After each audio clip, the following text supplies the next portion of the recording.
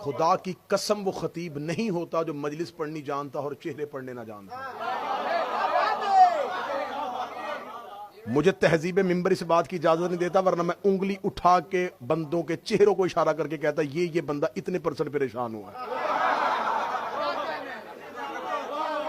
آداب ممبر مجھے اجازت نہیں دے رہا، تہذیب عزاداری کی اجازت نہیں دیتی، ورنہ میں انگلی کا اشارہ کر کے کہتا کہ یہ بھائی میں ایسے اشارے کر کے بتا دیتا۔ میری آنکھیں ہر چہرہ پڑھ رہی ہیں، چلو میں تمہاری تسلی کے لیے کہہ دیتا ہوں، اگر آپ کے حلق کے نیچے سے یہ بات نہیں اتر رہی کہ زہرا کا دروازہ اللہ کے گھر کا دروازہ کیسے ہو سکتا ہے، تو جب سب کے دروازے بند ہوئے تھے علی کا کیوں نہیں بند ہوا؟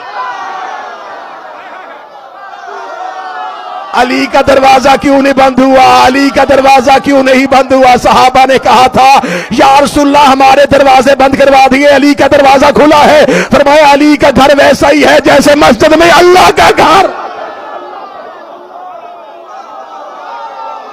علی کا گھر بھی ایسا ہی ہے جیسے اللہ کا گھر ہے، علی کا گھر بھی ایسا ہی ہے۔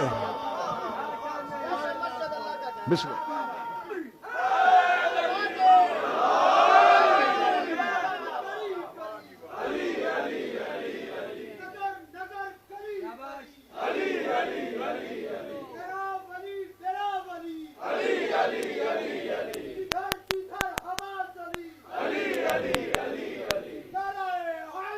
یا علی، اب پوری تقریر کا رخ بدل جائے گا، مجھے گفتگو کرنی ہے دو صحابہ پہ۔ علی کا گھر، مسجد کو ہم اللہ کا گھر کہتے ہیں تو وہاں اللہ رہتا نہیں ہے۔